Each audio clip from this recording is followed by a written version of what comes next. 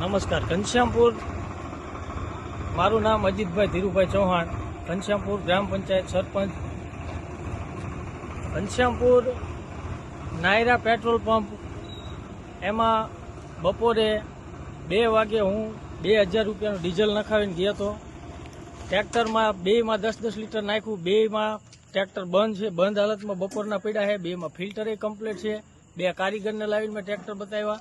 બેમાંથી ડીઝલ પરત કરી અને હું પેટ્રોલ પંપે પાછું ડીઝલ આપવા આવ્યો હતો. એટલે ડીઝલ મારું પાછું લીધું નથી.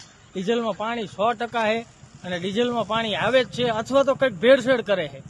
ડીઝલમાં કાં પાણી આવે છે ને કાં કંઈક ભેળસેળ કરે છે. બેમાંથી એક વાત નાયરા પેટ્રોલ પંપ ઘનશ્યામપુર તમામ ગ્રામજનોને જણાવવાનું કે કોઈ પણ વ્યક્તિએ પેટ્રોલ કે ડીઝલ નાખ્યા પહેલા વિચાર કરજો, કાં અંદર કંઈક ભેળસેળ કરે છે ને કાં પાણી નાખે. બેમાંથી એક વસ્તુ થાય છે.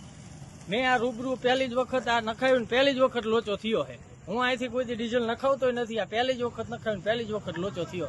તમામ ગ્રામજનોને જણાવવાનું કે કોઈ પણ વ્યક્તિએ પેટ્રોલ કે ડીઝલ નખાયા પહેલા ઘનશ્યામપુર નાયરા પેટ્રોલ પંપમાં પેટ્રોલ કે ડીઝલ નખાવવું નહીં. એની તકેદારી રાખવી, ન તો જેથી કરીને ખેડૂતોના ટ્રેક્ટરો બંધ થાય છે, ટ્રેક્ટરોના એન્જિન પચશે. એટલે આનો ખાસ અને ખાસ નોંધ લેવી. હળવદનો ધબકાર.